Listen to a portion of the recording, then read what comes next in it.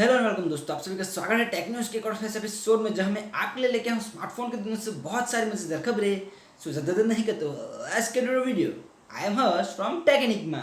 आज का हमारा पहला अपडेट हमको मिलता है वन प्लस की तरफ से। वन प्लस की जो अफोर्डेबल स्मार्ट टीवी आने वाली है वो अमेजोन पे आ चुकी है प्री बुकिंग के लिए, जिसको आप 1000 रुपये से प्री बुक कर सकते हो। इसी के साथ कंपनी आपको दे रही है, अगर आप प्री बुकिंग करवाते हो तो 2 साल की एक्सटेंडेड वारंटी। और अगर आप ये सिर्फ 2 जुलाई से पहले अगर प्री बुक करवाते हो तो ही 1000 रुपये में होगा, इसके बाद 3000 में करा सकते हो। और आप कभी भी टीवी ये 5 अगस्त से पहले, जब भी सेल में आएगी 5 अगस्त से पहले, तब आप ये टीवी खरीद सकते हो प्री बुकिंग ऑफर के तहत। अगर कोई भी इंटरेस्टेड हो जाके ज़रूर खरीद सकता है।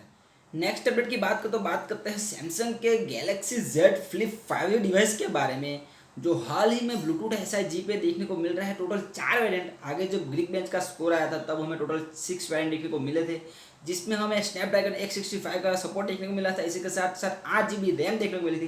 प्राइस के बारे में कुछ खास पता नहीं चला, लेकिन फिर भी हम 1,20,000 तक की स्टार्टिंग प्राइस एक्सपेक्ट कर सकते हैं इस डिवाइस से। अब बहुत ही जब मार्केट में आएगा तब पता चल ही जाएगा। नेक्स्ट अपडेट हमको मिलता है टेलीग्राम की तरफ से। टेलीग्राम का जो बीटा वर्जन है iOS के लिए, उसमें आ चुका है वीडियो कॉलिंग का फीचर। मतलब जो फीचर एंड्रॉयड में कई सालों से पड़ा है वो iOS में आने में 10 साल लग जाते हैं। फिर भी दे रहा है, दुरुस्त है, आया तो सही। ऐसे में आप मुझे बताइए, क्या आप iOS यूज़र हो या फिर आप एंड्रॉयड यूज़र हो।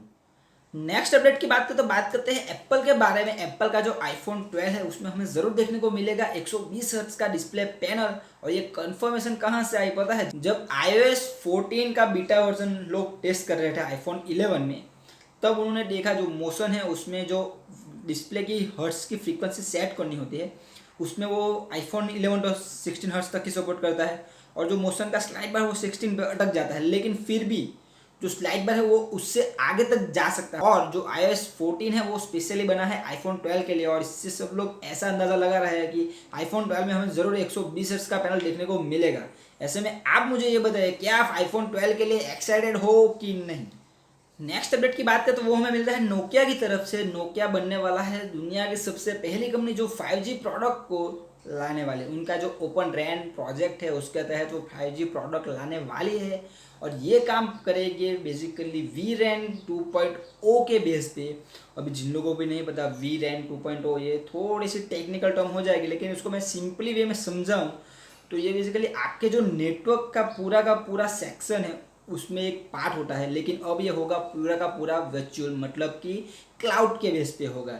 अभी तक जितने भी BBU यूनिट थे या फिर कह लो सेंट्रलाइज यूनिट थे, वो सारे यूनिट को हमें हार्डवेयर और सॉफ्टवेयर एक जगह पे देखने को मिलते थे। और जहाँ जहाँ भी नेटवर्क्स होते थे वहाँ पे उसके एक सिंगल यूनिट देखने को मिलते थे। लेकिन अब ये सारे नेटवर्क हो गए एक ही जगह पे, और सारे के सारे नेटवर्क कनेक्ट होंगे एक क्लाउड कंप्यूटिंग के द्वारा। मतलब कि जो 5G की स्पीड होने वाली है वो होने वाली है एकदम लाजवाब। ऐसे में आप मुझे बताइए, क्या 5G टेक्नोलॉजी को लेके एक्साइटेड हो या फिर ठीक है 4G चल रहा है हमारे लिए तो वही काफ़ी है। नेक्स्ट अपडेट की बात करें तो बात करते हैं माइक्रोसॉफ्ट के बारे में। उनका जो एक एंटीवायरस है जो कि है माइक्रोसॉफ्ट डिफेंडर, वो बहुत ही जल्द आने वाला है एंड्रॉयड प्लेटफॉर्म पे। अभी ये अवेलेबल है, लेकिन ये प्रीव्यू वर्जन में है, यानी कि जो माइक्रोसॉफ्ट 365 का सब्सक्रिप्शन जिन्होंने ले रखा है उनके लिए अवेलेबल है। अभी बहुत ही जल्द ग्लोबली भी लॉन्च हो जाएगा प्ले स्टोर पे। और ये एप्लीकेशन बहुत ही यूज़फुल साबित होने वाला है, क्योंकि अभी तक क्या होता है, गूगल हर साल या फिर कह लो हर मंथ हज़ारों एप्लीकेशन को प्ले स्टोर से डिलीट करता है, क्योंकि वो मालवेयर वाली होती है या फिर फ्रंट हैंड में कुछ और दिक्कत है, और बैक हैंड में जितने भी यूजर्स के डेटा है उनको चुराती है इस वजह से। लेकिन गूगल उसको रिमूव करे उससे पहले कई सारे यूज़र ने वो डाउनलोड कर रखी होती है। अभी ऐसे में क्या होता है, जो यूज़र है उनका डेटा तो जो भी वो लेने वाले है अभी चुराने वाले है वो होने ही वाला है। ऐसे में जब आपके डिवाइस में ये एप्लीकेशन होगी माइक्रोसॉफ्ट डिफेंडर, तब ये क्या करेगा, आपके डिवाइस में जितनी भी एप्लीकेशन उसको स्कैन करेगा, उसमें मालवेयर वाली जितनी भी एप्लीकेशन होगी या फिर कोई बैक हैंड पे आप में पिसिंग करती होगी, यानी कि अटैक करती होगी बेसिकली, उसको डिटेक्ट करेगा। अगर ऐसी कोई भी एप्लीकेशन डिटेक्ट हुई, सबसे पहला ये आपका क्लाइंट ईमेल क्लाइंट होता है वो उसको ब्लॉक कर देगा। उसके बाद मेन जो बैंकिंग की जितनी भी एप्लीकेशन है उनको ब्लॉक कर देगा। यानी कि अगर ऐसी कोई भी एप्लीकेशन आप में है तो वो आपका जो डेटा है उसको प्रॉपरली सेव करेगी, सिक्योर करेगी। मतलब ये एप्लीकेशन मेरे ख्याल से बहुत ही यूज़फुल साबित होने वाला है, क्योंकि आज के ज़माने में ज़्यादा से ज़्यादा लोग ऑनलाइन ट्रांजेक्शन की तरफ बढ़ रहे हैं। ऐसे में जब सारे लोगों में जब इंटरनेट 24/7 ऑन रहता है, तब जब ऐसे अटैक की जो भी संभावना है वो बढ़ जाती है। ऐसे में ये एप्लीकेशन बहुत यूज़फुल साबित होगी। ऐसे में आप मुझे बताइए क्या लगता है आपको, क्या आपको ये एप्लीकेशन यूज़फुल लगती है कि नहीं। इसी के साथ नेक्स्ट अपडेट की बात करते हो, हम बात करते हैं वन प्लस के बारे में। वन प्लस का जो भी नेक्स्ट सीरीज आने वाली है, वन प्लस जेड कह लो या फिर नोट बाय वन प्लस, इसमें बहुत सारी कन्फ्यूजन चल रही थी। लेकिन जब वन प्लस के सीईओ ने कुछ जो उसके अपकमिंग डिवाइस है उसके जो प्रमोशनल मटेरियल्स होते हैं, यानी कि कुछ कागज़, उनके साथ एक पिक अपलोड की, उससे पता चलता है कि वो होने वाला है वन प्लस नोट या फिर नोट बाय वन प्लस।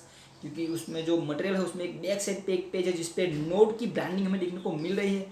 अभी डिवाइस हम एक्सपेक्ट कर रहे हैं कि जो 10 जुलाई को इवेंट होने वाला है इंडिया में, तब लॉन्च हो जाएगा और तब हमें इसका असली नाम भी पता चल जाएगा। लेकिन नोट होने वाला है ये कंफर्म है। नेक्स्ट अपडेट की बात करें तो बात करते हैं गूगल के बारे में। गूगल का जो ML किट है SDK, वो 2 साल से ज़्यादा तो डिवाइसों में अवेलेबल था ही। और आजकल तो स्मार्टफोन जो मिड रेंज स्मार्टफोन है वो भी इतने कैपेबल आते थे कि उसमें भी ये ML और AI का सपोर्ट हमें देखने को मिल रहा है।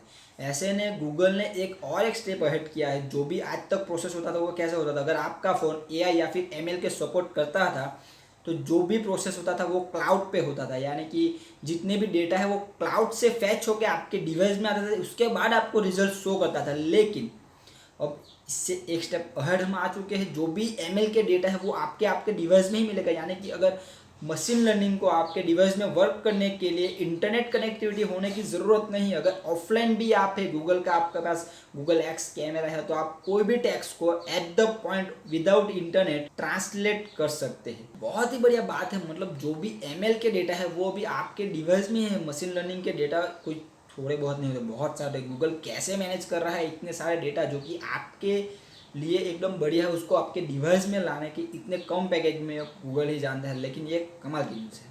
सो आज के वीडियो में बस इतना ही। अगर आपको ये वीडियो पसंद है तो लाइक कीजिए, अपने दोस्तों में शेयर कीजिए और चैनल को सब्सक्राइब करना मत भूलना। मैं आपसे मिलता हूँ कल एक और नए वीडियो के साथ। तब तक के लिए कीप स्माइलिंग।